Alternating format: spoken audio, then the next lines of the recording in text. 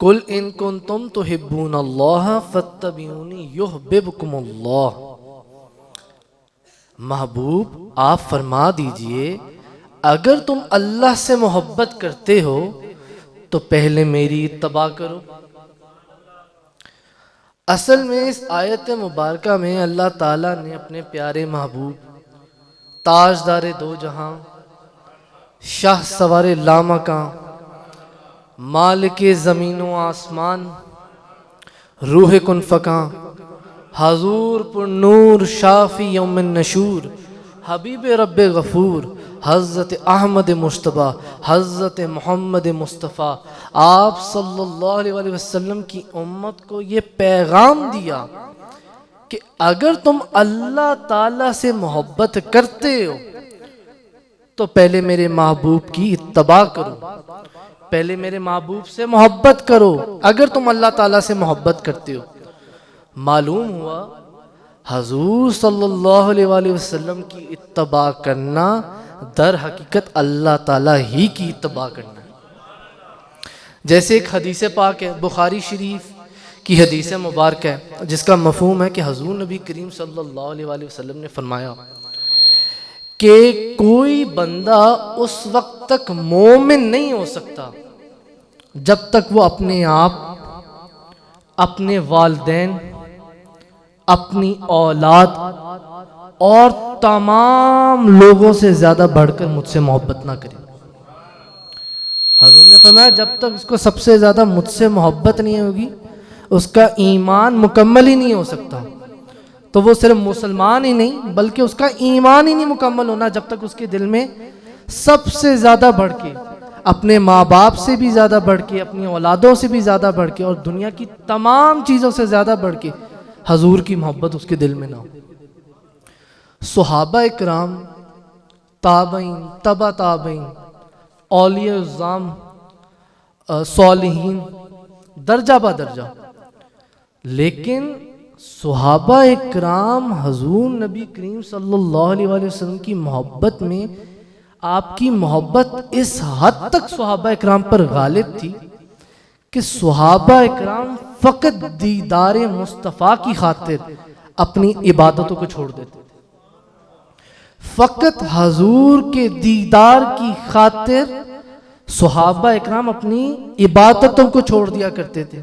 بندہ نا چیز آپ سے عرض کرتا ہے، حضرت انس رضی اللہ تعالیٰ عنہ سے روایت ہے، وہ فرماتے ہیں کہ ایام وصال میں جب حضور کا غالباً پردہ فرمانے سے جو آخری سال چل رہا تھا، ایام وصال میں جو نماز کی جو ذمہ داری تھی وہ حضرت سیدنا صدیق اکبر کے حوالے کر دی گئی۔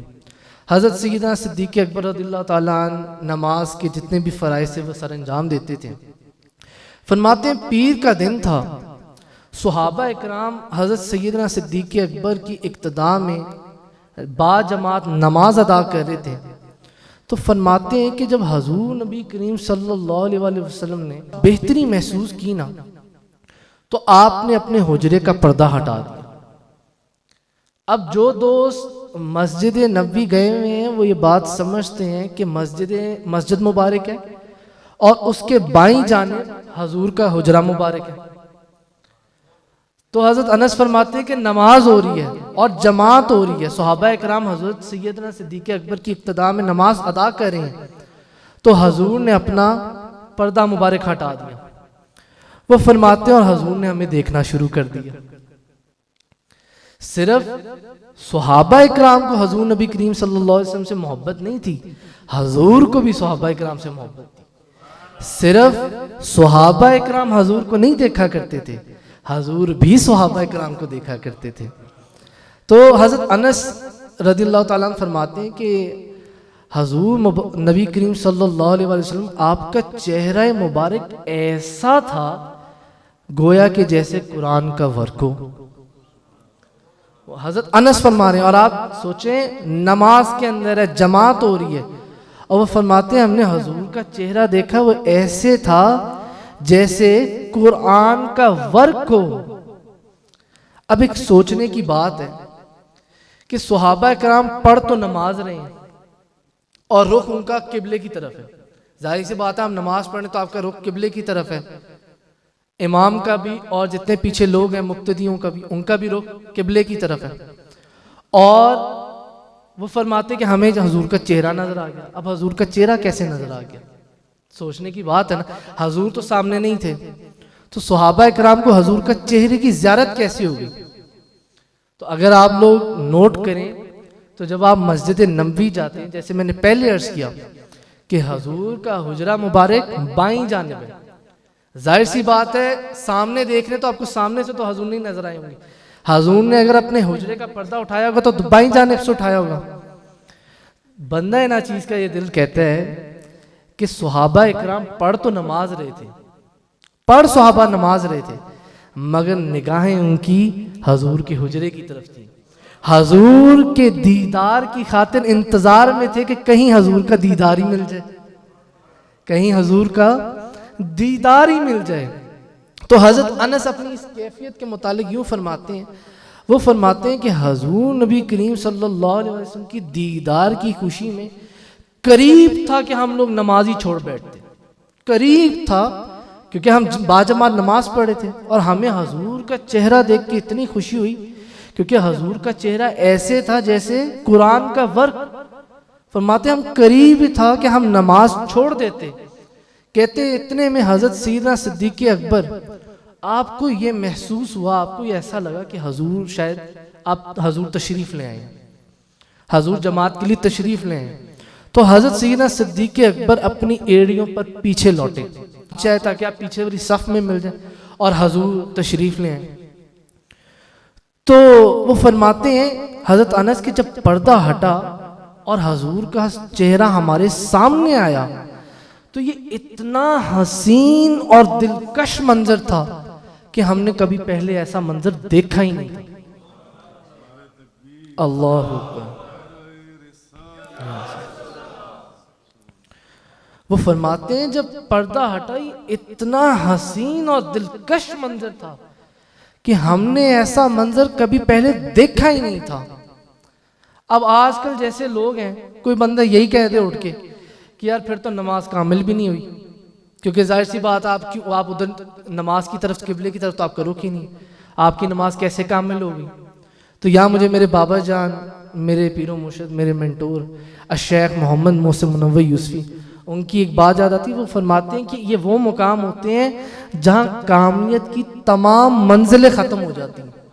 یہ وہ مقام ہے اور یہ قسمت والے وہ صحابہ اکرام ہیں جن کو یہ نماز نصیب ہوئی کہ وہ نماز ادا کریں، با جماعت نماز میں کھڑے ہوئے اور دیدار مصطفیٰ کریں، ساتھ دیدار مصطفیٰ کریں.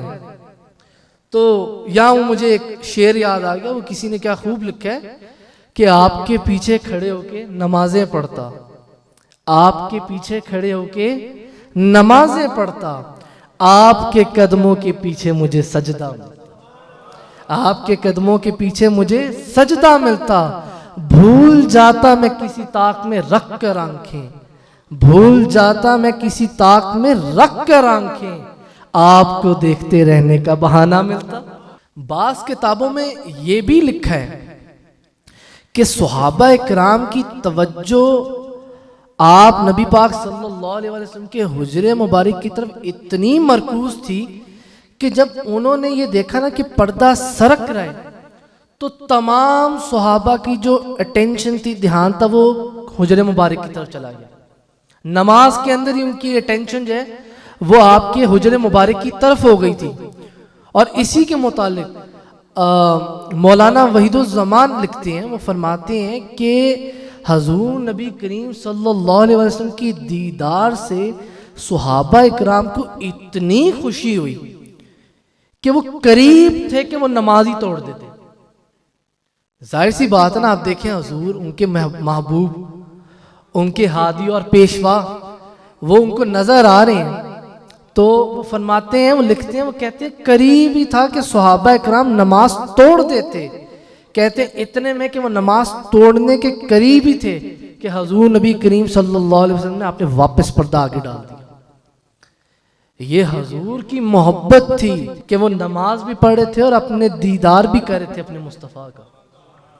آپ حضرت عثمانی غنی کی مثال دیکھ لیں کہ جب مکے والوں نے ان کو کہا کہ آپ خانہ کعبہ کی زیارت بھی کر لیں اور آپ طواف بھی کر لیں. آپ نے انکار فرما دیا. آپ نے فرمایا جب حضور نہیں تو پھر عثمان بھی نہیں. جب حضور باہر انتظار فرما رہے ہیں, ان کی ہادی اور پیشوا باہر ہیں, تو جب حضور ہی نہیں دیکھ سکتے, زیارت نہیں کر سکتے, حضور ہی طواف نہیں کر سکتے, تو پھر عثمان کیسے زیارت کر لیں, عثمان کیسے طواف کر لیں. یہ اصل میں حضور کی محبت تھی جو صحابہ اکرام کے دلوں میں بھری ہوئی تھی.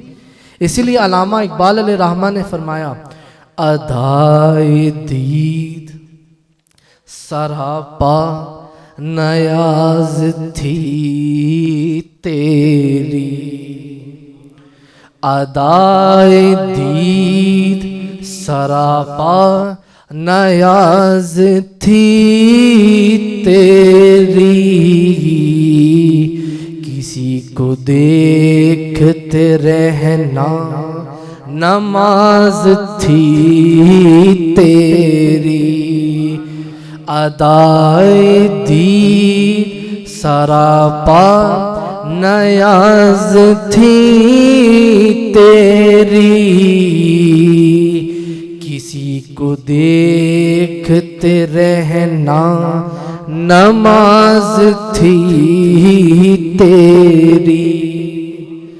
اللہ تعالی ہمیں حق بیان کرنے کی, سننے کی, سمجھنے کی توفیق عطا فرمائے.